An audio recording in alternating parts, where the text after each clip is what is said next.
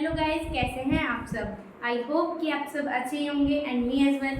And today's in this video we are going to start class 9 biology का second chapter जो कि है tissue.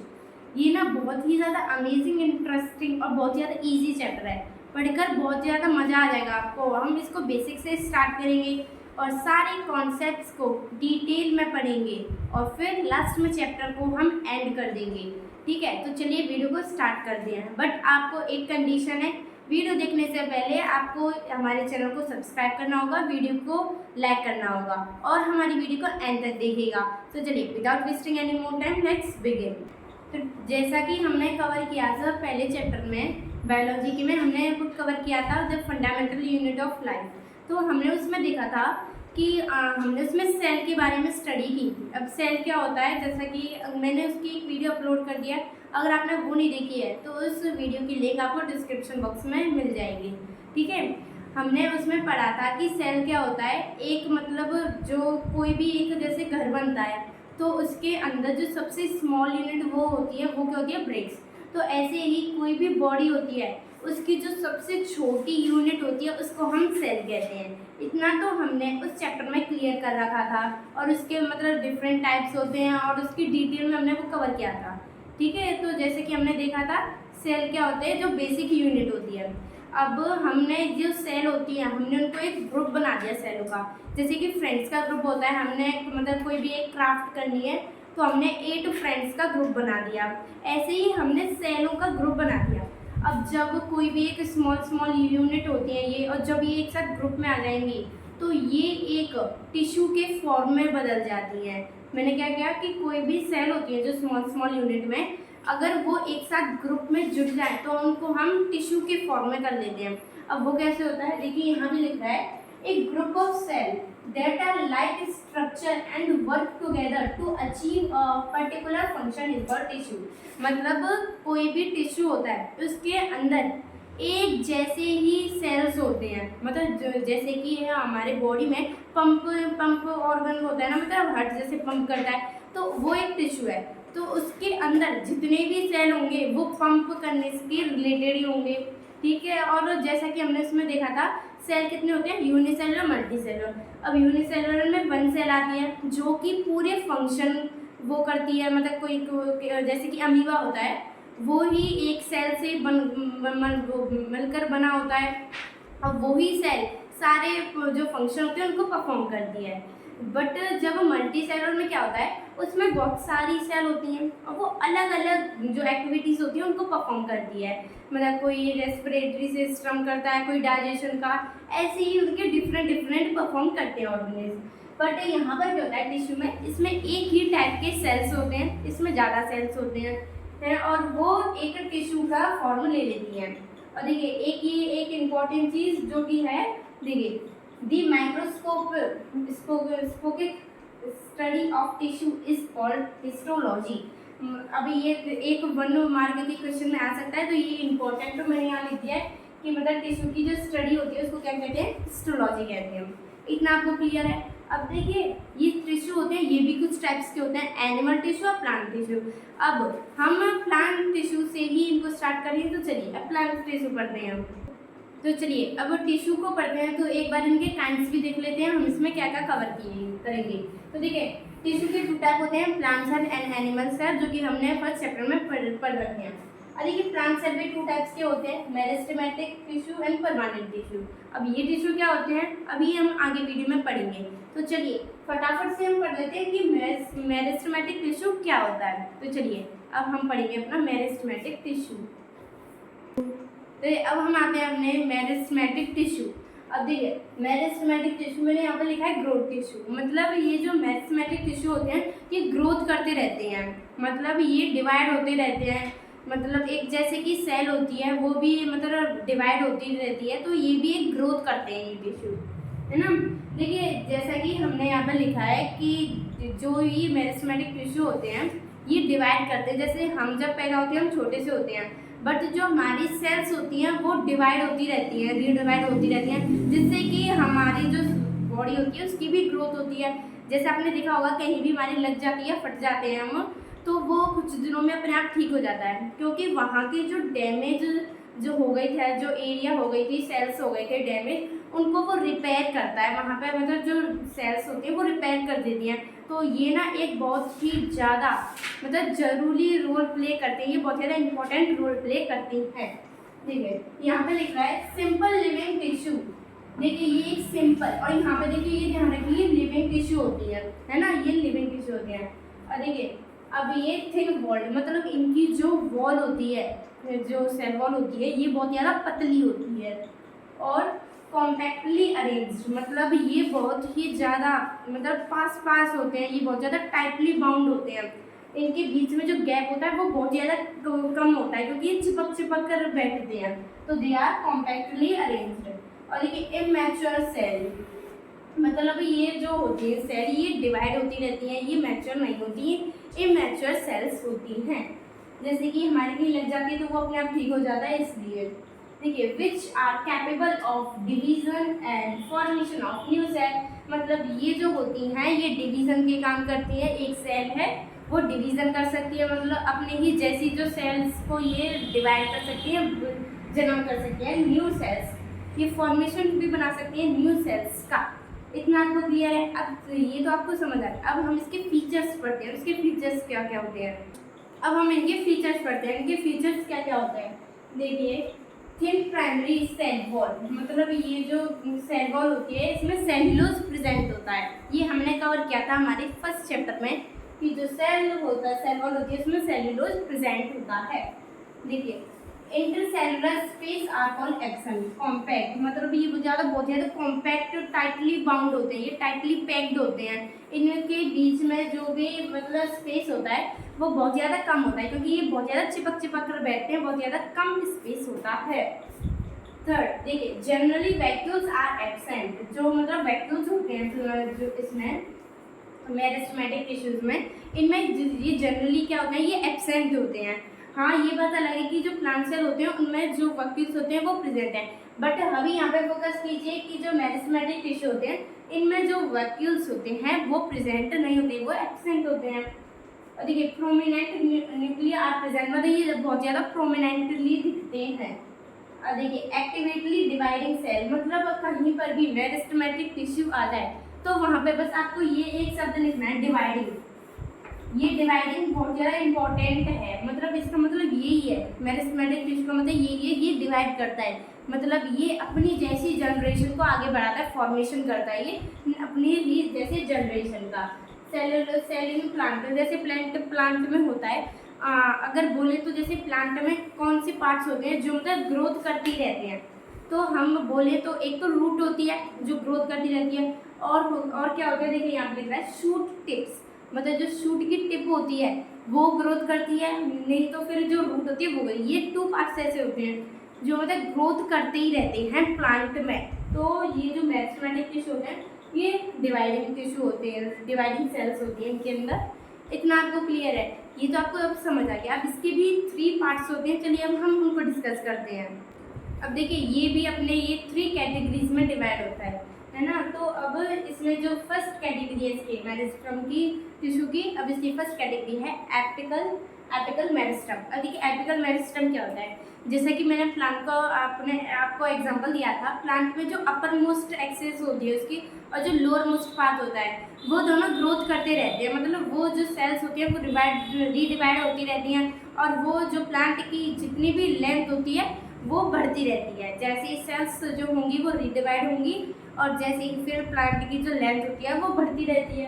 अब देखिए यहाँ पर भी ये लिख रहा है कि present at the growing tips of stem and root, जो कि स्टेम की शूट का जो देखिए जैसे कि ये जो है हमारी ये रूट है, अभी इसकी ये जो शूट होती है यहाँ पर इसका ये सिस्टम होता है, और यहाँ की जो ये टिप होती है और ये टिप होती है, ये दोनों ही ग्रोथ करती हैं, upper most and lower most, ये दोनों ही ग्रोथ करती हैं। और देखिए cell division in this tissue lead to the elongate of the stem and root, मतलब जैसे ही वो बढ़ती जाएंगी वो इलांगुएट होती जाएंगी। इलांगुएट मतलब वो जो भी उनका साइज है, लेंथ है, वो क्या होती जाएगी, बढ़ती जाएगी। यही है हमारा एपिकल मेरिस्टम। अब आते हैं हम इसके सेकंड पार्ट पर। अब हम बढ़ते हैं इसके जो सेकंड इसका टाइप है वो क्या है, इंटरकैलरी मेरिस्टम। अब देखिए ये क्या होता है, देखिए present at the leaf and internode region, मतलब जो भी लीव्स को ये मतलब साइज बढ़ाता है उसका। और देखिए अब यहाँ पर ये लिखा है इंटरनोड रीजन। अब ये इंटरनोड रीजन क्या होता है? जैसा कि आपने देखा होगा जो इसकी स्टेम होती है, देखिए मैं आपको बताती हूँ, ये स्टेम है, ठीक है। अब यहाँ से एक लीफ जा रही है ऐसे करके यहाँ से, और अभी यहाँ से भी एक जा रही है। तो यहाँ पर तो ये तो दो, अब यहाँ पे ये नोड है, इनको हम कहेंगे नोड। जो भी इनके बीच का ये डिस्टेंस होगा ना, मतलब इनके बीच का ये जो स्पेस है, इसको हम कहते हैं इंटरनोड रीजन। अब ये क्या करता है हमारा, ये एक तो ये लीव्स होते हैं, जो लीव्स में ये प्रेजेंट होता है, कहाँ पे प्रेजेंट होता है? लीव्स में। और इंटरनोड रीजन में होता है, मतलब आपने देखा होगा जो प्लांट होता है, जो एपिकल होता है, उसमें उसकी टॉप एक्सिस और जो लोअर मोस्ट होता है, उन दोनों की साइज को बढ़ाता है। जैसे कि रूट यहाँ तक है तो वो नीचे तक फैल जाती है। और आपने देखा होगा जो कि प्लांट होता है, उसकी जो मतलब आगे की जो ऊपर की जो मतलब बढ़ने की वो होती है, ग्रोथ होती है, वो बढ़ती रहती है। अब ये क्या करता है, जो हमारी लीव्स होती हैं, दो नोड होते हैं, उनके जो गैप होता है, जो उनका स्पेस होता है, वो उनको बढ़ाता है ये हमारा, है ना। और अब यहाँ पे हेल्प्स इन लॉन्गिट्यूडनल ग्रोथ। अब ये क्या करता है, जैसा कि देखा होगा दो नोड होते हैं, अब ये उन दो जो नोड होते हैं उनको ये खींचता है, मतलब उनको लॉन्ग करता है। ये जो ये हमारा होता है इंटरकैलरी, ये क्या करता है, दोनों की जो लॉन्ग होते हैं वो उनकी लेंथ को बढ़ाता है ये। और हमारा एपिकल क्या था, उसमें उसकी बस दो एक्सेस वो बढ़ रही थी हमारी। देखिए lead to the increase in length of leaf, मतलब ये जो लीव्स होती हैं उनकी भी लेंथ को बढ़ाता है। जैसे कि आपने देखा होगा बैम्बू की होती हैं, मिंट्स की जो स्टेम होती हैं उनको बढ़ाता है। आप ये ध्यान में रखिए कि जो एपिकल होता है वो हमारी टॉप एक्सिस और जो लोअर मोस्ट एक्सिस होती है उनको बढ़ाता है ये। और ये होता है ये हमारा इंटरनोड जो रीजन होता है उसको, और जो हमारी लीव्स होती है उनकी साइज को। इतना तो आपको क्लियर होगा। अब हम आते हैं इसके नेक्स्ट पार्ट पे जो कि है लास्ट। अब हम आते हैं हमारे लास्ट जो पार्ट है वो क्या है, लेटरल मेरिस्टम। अब देखिए ये क्या होता है, आपने देखा होगा जैसे कि आप इतना बड़ा जो पेड़ लगाते हैं, इतना सा पेड़ लगाते हैं, वो कितना बड़ा हो जाता है पेड़। अब हमने ये तो उसके कारण देख लिए कि वो लंबा कैसे होता है, जो हमने एपिकल और इंटरकैलरी में देखा था कि वो लंबा कैसे होता है, उसकी स्टेम और रूट कैसे बढ़ती है। अब आपने देखा होगा जब हम इसको इतना छोटा लगाते हैं और जो उसकी जो रूट होती है वो कितनी पतली पतली नाजुक होती है ना, बहुत पतली पतली होती है। बट जब वो बहुत ज़्यादा बड़ा हो जाता है तो उसका जो स्टेम होती है वो इतनी मोटी हो जाती है ना। और जो नीचे की जो रूट होती है, अब जब पेड़ इतना मोटा होगा तो जो उसकी रूट होंगी वो थोड़ी ना पतली पतली होंगी, अब उसको ज़्यादा मिनरल्स चाहिए, ज़्यादा वाटर चाहिए लार्ज अमाउंट में। तो जो उसकी रूट होती है ना, वो उसका भी जो साइज होता है, उसका जो मोटापा होता है वो मोटी हो जाती है जो रूट होती है उसको। अब जैसे कि ये प्लांट है, अब इसके ये जो स्टेम होता है, इसको हम जब ये वो हो जाता है मोटा तो उसको हम बोलते हैं गर्द, ठीक है। हम इसको क्या बोलते हैं, गर्द। तो देखिए यहाँ पे ये लिख रहा है कॉज ग्रोथ इन गर्द ऑफ स्टेम एंड रूट। ये जो स्टेम और रूट की जो मोटापा होता है, जो उसकी मोटाई होती है, उसको ये बढ़ाता है। हमने जैसे लंबा कैसे होता है वो तो हमने देख लिया। And they can responsible for secondary growth by increasing the girth, मतलब ये जो गर्थ होता है ये इंक्रीज होता है, ये मतलब बहुत ज़्यादा मोटा हो जाता है। और इससे क्या होता है, इससे रूट से तो हेल्प होती है क्योंकि ये ज़्यादा मिनरल्स भी पहुंचा सकते हैं। तो ये तो बहुत ज़्यादा ईजी था। अब ये तो आपको चलिए समझ आ गए। अब हम बढ़ते हैं हमारे नेक्स्ट टॉपिक पर। चलिए अब हम इसको देख लेते हैं एक डायग्राम के रूप में, मतलब हम इसको रिप्रेजेंट कर लेते हैं कौन कहाँ का होता है, इससे हमारा एक रिवीजन भी हो जाएगा। अब देखिए जैसे कि ये यहाँ पे एक प्लांट है, अब हमने पहला क्या पढ़ा था, एपिकल मेरिस्टम। अब वो कहाँ पे प्रेजेंट होता है, देखिए यहाँ पे ये जो होती है लीव्स का जो यहाँ पर ये शूट का ये भी जो एक्सेस होती है स्टार्टिंग पॉइंट होता है, और जो कि यहाँ पे रूट का जो भी होता है लोअर मोस्ट, इसको हम क्या कहेंगे, एपिकल मेरिस्टम।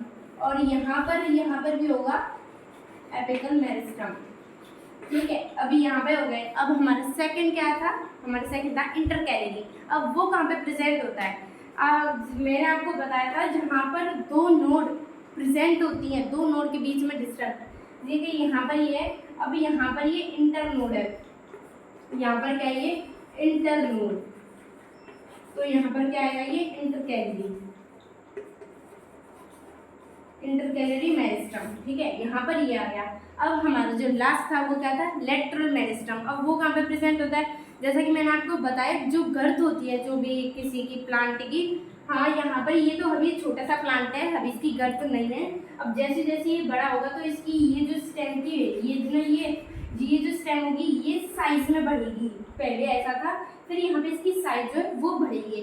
अब यहाँ पर हम इसको क्या बोलेंगे, लेटरल इंटरमीडिएट, क्योंकि यहाँ पर इसकी जो गर्थ होती है उसकी क्या होती है, उसकी होती है ग्रोथ। तो देखिए यहाँ पर मैंने आपको एक डायग्राम में रिप्रेजेंट करके दिखा दिया कि कौन कहाँ कहाँ पर कौन से एक्सिस पर प्रेजेंट होता है। इतना तो आपको क्लियर है। अब हम बढ़ते हैं हमारे नेक्स्ट टॉपिक पर।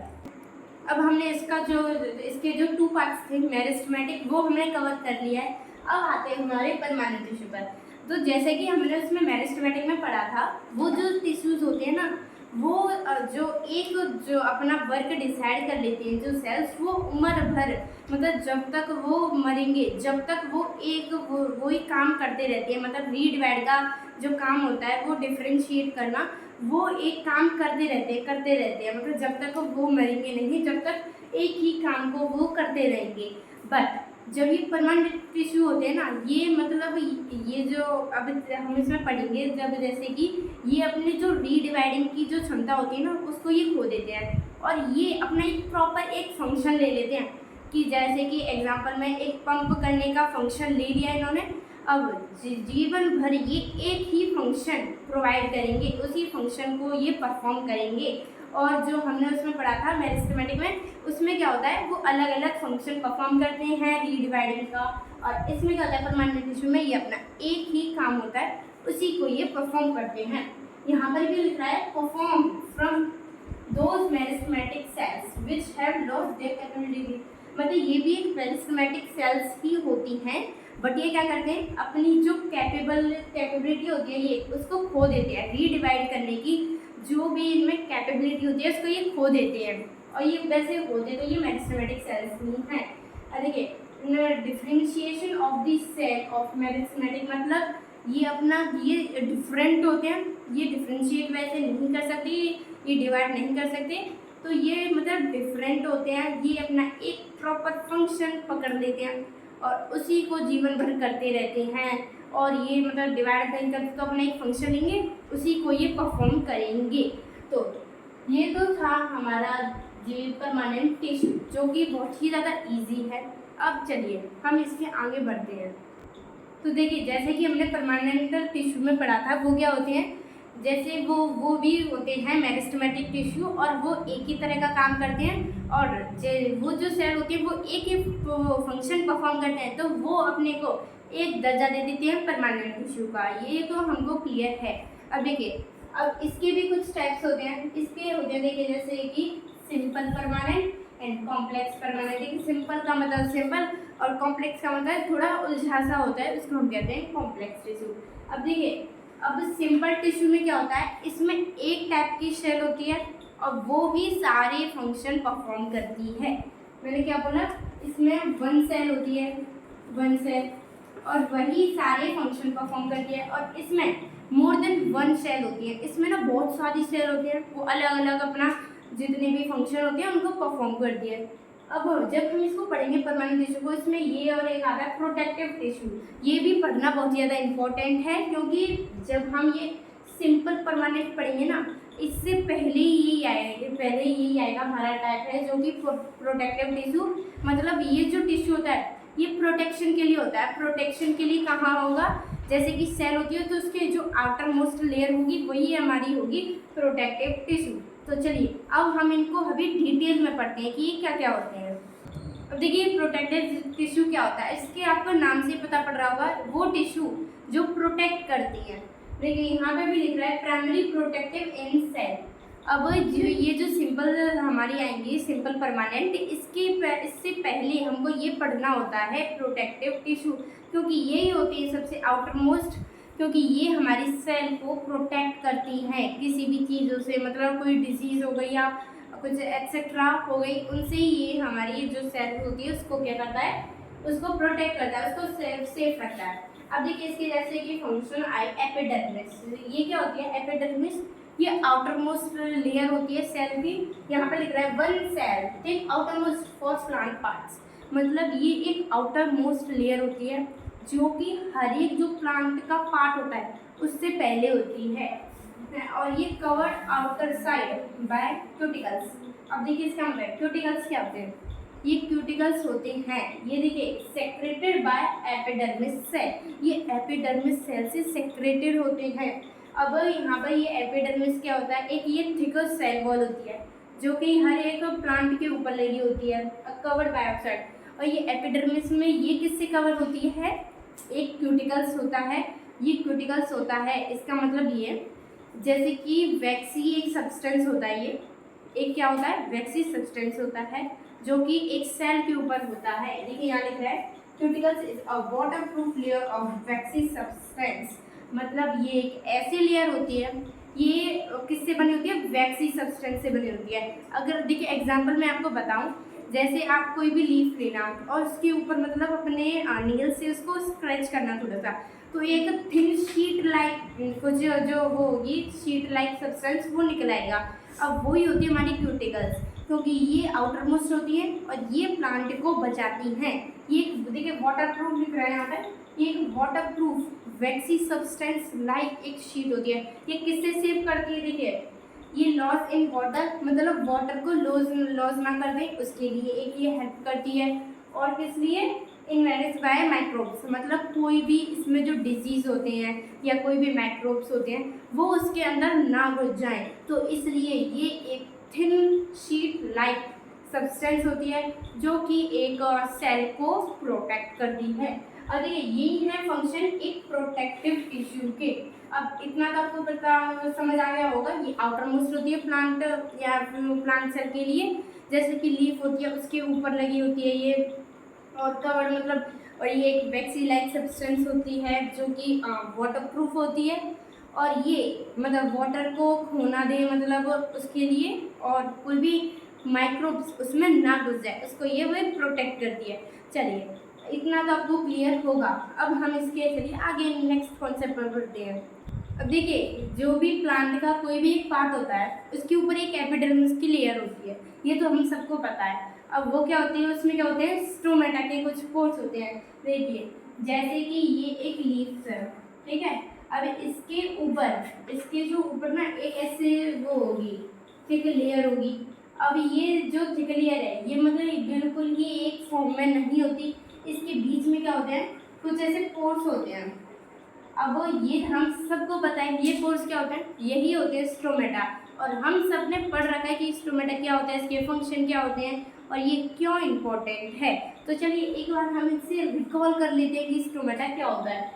अब वैसे तो हमको पता है देखिए cell of epidermis of leaves are not continuous at some places due to the presence of small pores called the stomata, मतलब ये एक कंटिन्यूस शीट नहीं होती, जैसे कि ये एक शीट है तो ये बिल्कुल एक कंटिन्यूस नहीं होती क्योंकि इसके बीच में कुछ पोर्स होते हैं। वो पोर्स क्या होते हैं, वही होते हैं हमारे स्टोमेटा। अगर ये कंटिन्यूस होती तो स्टोमेटा नहीं होते, बट ये क्या होती है इसमें ना बीच बीच में छोटे छोटे पोर्स होते हैं, उनको हम कहते हैं स्टोमेटा। अब यहाँ पे लिख रहा है each stomata is guarded by a pair of guard cell, मतलब हम सब ने देखा है कि स्टोमेटा कैसे होते हैं।